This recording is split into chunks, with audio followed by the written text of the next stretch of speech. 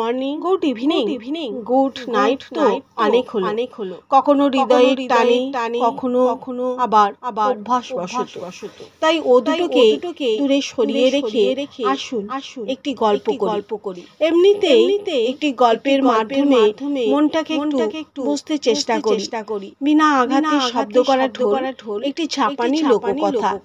এক দেশে ছিল এক অদ্ভুত নিয়ম।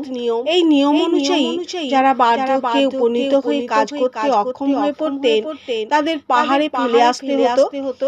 রাজা মনে করতেন বয়স্কদের যত্ন নেওয়ার বোঝা কমালে সাধারণ মানুষের জীবন সহজ হয়ে যাবে। এই কঠোর নিয়ম চালু থাকাকালীন এক পিতা পুত্র খুব ভালোবাসতেন একে অপরকে। সময় গড়িয়ে গেল, পিতার বয়স হয়ে গেল, তিনি আর কাজ করতে পারতেন না। দেশের নিয়ম অনুযায়ী ছেলেকে বাধ্য হয়ে তাকে পাহাড়ে ফেলে আসতে হবে, কিন্তু বাবাকে ছেড়ে থাকতে পারার কথা ছেলে ভাবতেই পারছিল না।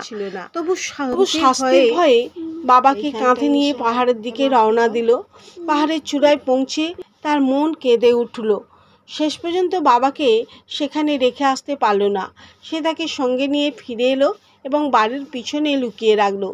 চুপি চুপি খাবার এনে তাকে খাওয়াতে লাগলো। একদিন রাজা তার প্রজাদের বুদ্ধি পরীক্ষা করতে চাইলেন।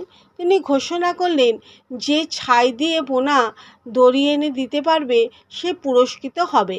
লোকজন অবাক হয়ে গেল। ছাই দিয়ে কি কখনো দড়ি তৈরি করা সম্ভব? ছেলেও এই ধাঁধার কথা শুনে বাবাকে বলল। বাবা বললেন, একটা দড়ি নিয়ে বড় পাত্রে পেঁচিয়ে রাখো, তারপর সেটা জ্বালিয়ে দাও। ছেলে বাবার কথা মতো কাজ করলো। দড়ি পুড়ে গেল, কিন্তু তার ছাই ঠিক আগের মতো দড়ির আকারেই থেকে গেল।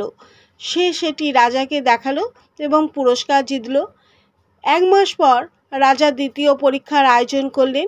তিনি একটি কাঠের ডাল দিলেন এবং বললেন, এর শিকড় আর আগার পার্থক্য খুঁজে বের করো।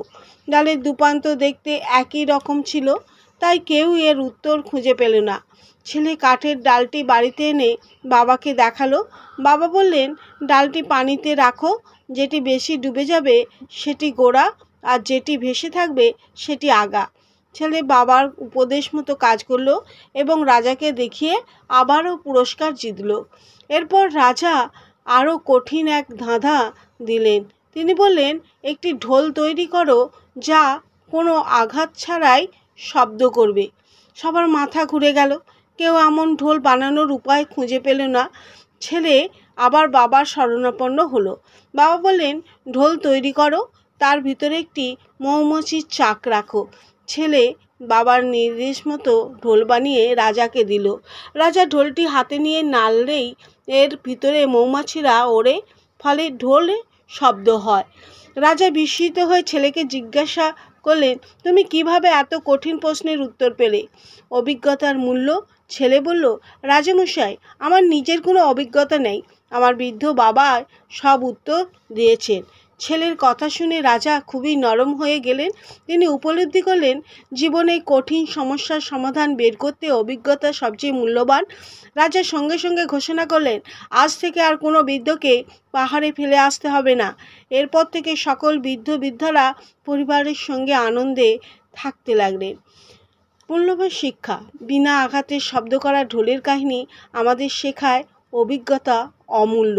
বয়স্করা আমাদের জীবনের আশীর্বাদ। তাদের যত্ন নেওয়া আমাদের দায়িত্বই নয়, বরং একটা আমাদের সৌভাগ্য।